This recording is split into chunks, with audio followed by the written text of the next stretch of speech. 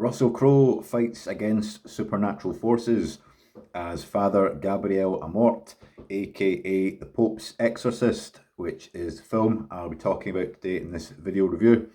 Went to an advanced screening of this film, and it's due to be released in UK cinemas on Friday the 7th of April. Now, in this film, it's based on the true story. Father Amorth was the Vatican's chief exorcist and performed over 100,000 exorcisms in his lifetime, in his career. And in this movie, set in 1987, Father Amorth is summoned to Spain, where a wee boy has been possessed by a very powerful demon.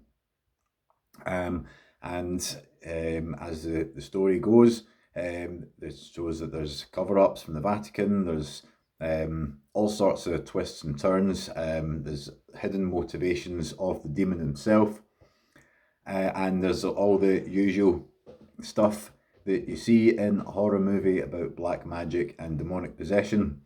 Now, going into this movie, I was a little bit cynical, I'm not going to lie. It's not really my favourite genre. It's not really my favourite type of horror film. As I'll probably say, I've said on many films of this genre before, a lot of it is inspired by William Friedkin's The Exorcist from 1973, which is a classic, of course.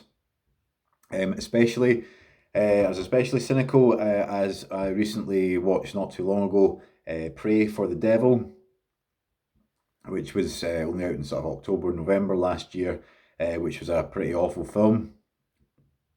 However, I went into this film and the makers, it's directed by Julius Avery, who you may know from a film called Overlord from 2018, about sort of Second World War horror film. He's done various other sort of films as well, but that's one that I'd seen. So The Pope's Exorcist, directed by Julius Avery and starring Russell Crowe. It's first and foremost, it's better, much better than Pray for the Devil. That's there you go. Happy to have got that off my chest. I feared it was going to be really bad. It actually wasn't. It was pretty decent. It's a serious film. The filmmakers and the actors involved. Russell Crowe is very committed in this film. He's one of the best weapons this film has to offer. Really experienced, really good actor, really committed performance. And he injects a little bit of humour into the role as well, as Father Amort. And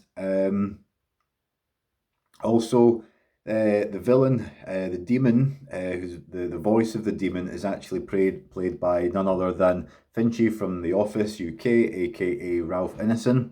He's been in a lot of films since then. I didn't actually know that until I looked up after, but I did recognise the voice. I thought, oh, that sounds a bit like Finchy from The Office, but it is actually it is a really good villain, and the demon himself shouts out a lot of obscenities at the priests and at the family itself.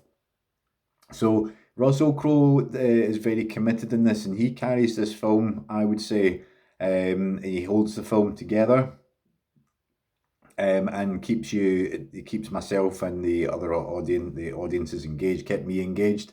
It wants to be taken seriously. It doesn't want to be seen as I know that this film isn't some cheesy black magic B movie. The makers and Russell Crowe inject some seriousness into the film. And of course, as I say, with his character, there's some good one-liners, some good humour in it. My issues with the film are none other than the issues I have with all films of this genre. As I say, it's not my genre. I feel that every film I see is the same thing. Somebody gets possessed as a demon, objects go flying around in the air. The demon roars, or the possessed person roars and roar, and then there's like a big wind, like an upward wind. Everybody's gets flung about, and there's levitation, glass gets smashed, windows get smashed, and there's all this wind that comes in, and then they've got the priests, or the protagonists, with their weapons of just mass destruction, their crosses, holding their crucifixes and saying their prayers, and that's how they fight off the demons. And I won't say anything more, but there's a small, in my opinion, a little bit of information about the demon. I mean, it's maybe, I don't know too much about the real life Gabrielle Amort, but there's something in this film that I won't say what it is, because I don't want to spoil it.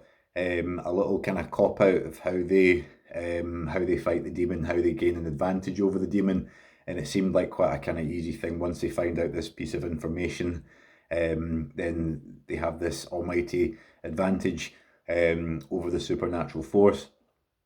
But overall, I did quite enjoy it, despite the fact that it's not really my genre, and it has all the things that I just can't get past when it comes to those sort of films. It's all the same. It wasn't really very scary, but I thought the positives of it was Ralph Ineson's performance as a demon, as a villain, Russell Crowe, more than anything else, as Father Gabriel Amort. It is quite he does do well to hold this film together. So, to conclude, I would pass this film for a 6 out of 10, which for this type of genre film is quite good. It's not amazing. It passed the time. I did enjoy it. I do like it better than other films of this genre, especially. I do like it a lot better than Pray for the Devil, which I watched recently. So a 6 out of 10 for The Pope's Exorcist. Go and watch it. Let me know what you think. Comment below. And I will see you back on my next review. My name is Robert. You'll be listening to Glasgow Movie Addict. Have a great Easter weekend, and I'll be back on my next review. Speak to you soon. Bye bye.